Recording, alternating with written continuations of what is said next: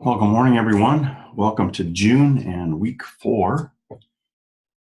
This week, we're going to delve into the topic of urgency.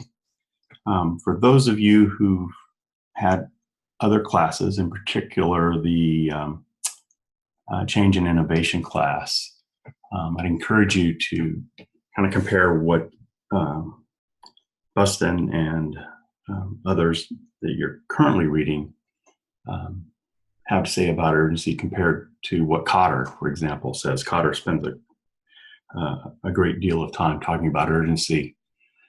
In fact, he thinks it's the most important of his 8 principles, that without urgency, change isn't going to happen. So compare those two, bring those two thought processes together as you consider what urgency means in relation to our topics, which are accountability and primarily ethics. How does urgency play into those topics?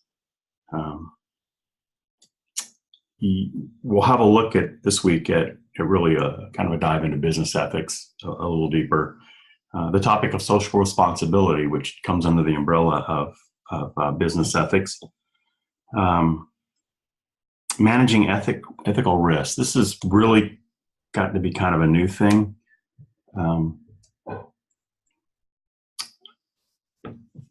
It wasn't something that was talked about many years ago, or not that many years ago, actually. So it's a relatively new thing. I think it kind of comes along with the COSO work. I think I mentioned COSO maybe last week in the Zoom meeting. But COSO is a framework that's been developed for corporate responsibility, corporate risk structure, and certainly managing ethical risk would be part of that. COSO really has a strong ethical background to it.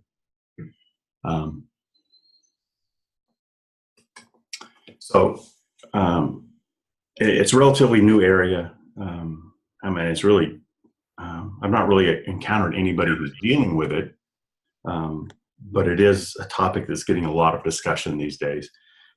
Enterprise risk management is,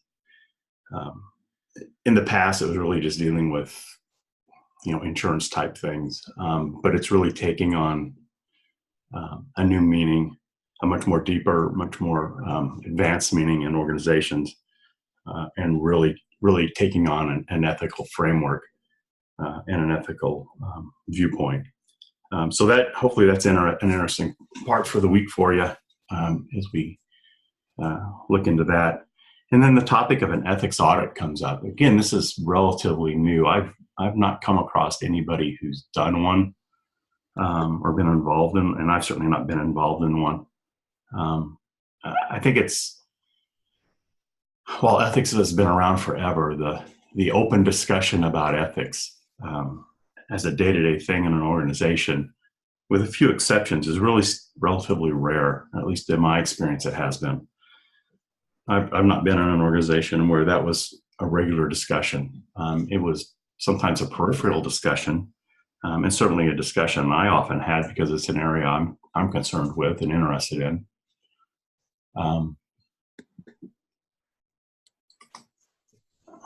But again, it's relatively new stuff.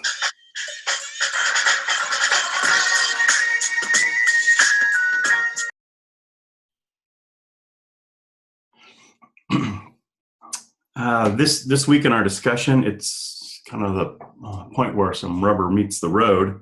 We're talking about personal accountability and what you may or may not have done in your personal life, your personal situation to start to build accountability or have accountability. So I think that'll be an interesting discussion for us. We're really getting to some application here. If you've not really developed a plan of accountability, this is a chance to kind of start doing that. And I would encourage that. Our assignment this week, it was originally scheduled to be PowerPoints, but I changed it to a paper. I think it'll be much more meaningful as a paper.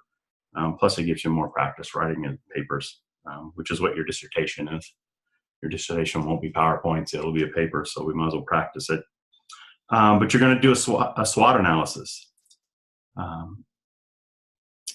And when you're doing the SWOT analysis, you'll need to explain what a SWOT analysis is as part of your paper.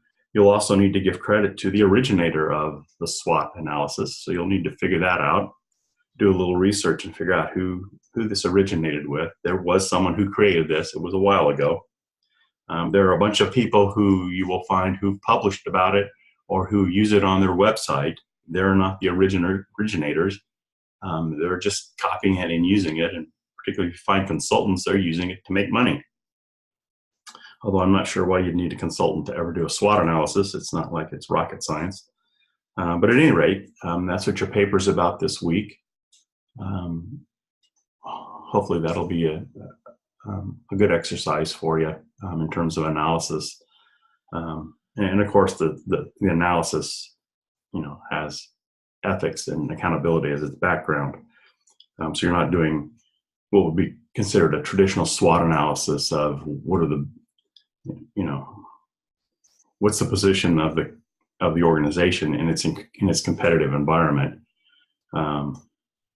Strengths, weaknesses, opportunities, threats deals with, what's the market like in a for-profit enterprise. Well, actually not for profit as well. There's still a market you're dealing with. But what's the market like? What are your threats? Who are your competitors? What kind of regulations are out there that you have to worry about? Opportunities. Is there a part of the market that's not being served that you can exploit in a good way? What are your organizational strengths in terms of what the market is? So those are the kind of traditional things, and that's not what you're doing. So don't get caught up in that. You're really having a look from an ethical and accountability framework. So make sure you read the prompt and follow that. That's really what the week's about. For those of you who are educators, I'm assuming you're winding down your school year, so hopefully that makes your life simpler. For those of us who aren't in that situation, we still have to slog along. But hopefully your time's freeing up a little bit if you're in that situation, and you'll have more time to focus on this, which I think is a lot more fun. Hopefully, I'm hoping you guys are thinking your doctoral work's a lot quite fun and interesting. I realize it's a lot of hard work, but this should be an area, if you're studying it, that you're at least somewhat passionate about and anxious to learn about. Okay, the only other thing I think I really have about this week, if you've looked at the announcements, that more recent announcements, one was posted this weekend entitled APA Help. It gives you some resources, but also directs your attention to the fact that learning APA is your responsibility. And that's just, this announcement's the result of consultation with my supervisor and colleagues. We have spent an awful lot of time teaching APA, and that's not what we're to be doing. We're to be working with you on the content for the classes. So to help us focus, we're just redirecting. It's always been the case of it. APA is always the student's responsibility to learn and to understand. It's not like we're just going to push out on an island and say, good luck. If you have questions, certainly ask them. I will direct you to the proper resource or place in the APA manual. I'm just not going to give you the answer. I probably wouldn't anyway. Kind of the theory of, do I want to feed you today or teach you to fish so you can feed yourself? You will learn a lot more and understand it better if you have to look it up and figure it out. So I'd be happy to direct you to the right resource in the right place. And if you need a little clarification, we can deal with that. But in the world of academia, where you are now, particularly at the scholarly level, if you haven't figured this out yet, you will run into variations of APA. I don't like it. I'm sure you don't like it, but that's life. When you get to the point where you're publishing, every journal has its own version of APA, and you have to adapt to it. In colleges and universities, different instructors have different versions. I try to stick to the APA manual as much as I can. The only modification that I've made is in the template. If you have looked, hopefully you have, at the template, and hopefully you're using it. I don't ever require an abstract or the author's note on your papers because it's kind of useless. The only reason you would ever do those two things is, one, if you're learning how to do them, and we're not learning that in this class, or two, you're publishing. You're not publishing this stuff. So there's no reason to do it. It's just extra work you don't need to do. So that's the only modification. Other than that, I try to stick strictly to the APA manual, and that's what I use for grading. So if you're following the APA manual, you should be just fine. I don't have any out of the ordinary things that, and I understand some instructors do, and I guess it's their prerogative. I think it's simpler just to stick to the manual. At any rate, make sure you read that announcement. And again, you can certainly ask questions, and I'll certainly help direct you in the right direction. But again, the only way to learn APA is to read your manual cover to cover a number of times. That's just the way it is. And you need to do it because for the next X number of years while you're doing this, you will be immersed in this stuff, especially when you're trying to get your dissertation done. And that's the wrong time to have to try and learn it. So do it now. I think some of you really have a fairly good grasp on it. Some of you struggle with some things, but that's normal. Enough about that. I just need to let you know that this Friday, Saturday, and Sunday I'm traveling, so my ability to be online and connected is going to be somewhat limited.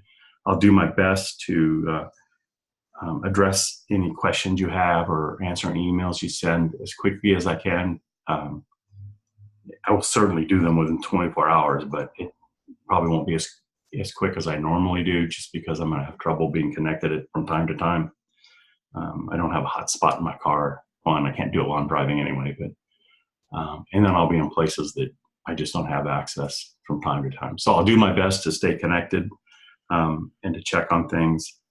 I do get your emails on my phone, but my phone isn't always the best tool with my fat little fingers. And I don't want to type. I have enough trouble typing things correctly. I don't want to type things wrong on my phone. I'll do my best. But just keep that in mind. If you think it's taking a little bit longer, it probably is, but I will get back to you as quickly as I can. All right, that's about all I've got. So if you guys have some questions, I'd be happy to address those. Hello. Hello. I just wanted to say thank Sorry, you. my camera is not working today, so Oh, that's fine. I don't have any questions, but thank you for sending the APA clarification. Yeah, talking to my supervisors and colleagues, we thought that's probably a good idea to do. We, at least the group of colleagues I'm around, we try to do things the same way, and keep it consistent for you. I realize not everybody does, but Yeah, the last professor we had wanted author's note, wanted abstracts, and you lose points because of that. And I've got all that ready in my new assignment, and you don't want it. So it's like you're not going to lose points. You're not going to lose points for doing it. I just think it's wasting your time, so I don't want you guys to bother with it. There's a time and a place for all that. It's not right now. Yes. So in the future, don't bother with it. You won't lose points. If you did it this time, you won't lose points. Okay, I'll just put a note on there. You don't need this. Unnecessary. Okay, thank you. But at least you're getting better at writing them, so you're learning. That's good. You will have to do it for your dissertation. You'll probably have to do it in a class before your dissertation. Just not the ones I teach. Okay. All right, thank you. I don't have any questions either, Doctor. This is Ramona. Hi. Okay. Hi. I'm glad you joined us early this morning. Yeah. I figured it out. Yeah. Hey, sometimes I struggle with, okay, what time am I now? Of course, it's just getting light here, so that's a plus, I guess. In the winter, it's never light. Got it. All right. Well, if you don't have any other questions or comments, I guess we can go on about our week. All the best this week. Enjoy your first week of June. And Thank you. And let me know if you guys need anything. All right. Bye. Thank you. Bye-bye.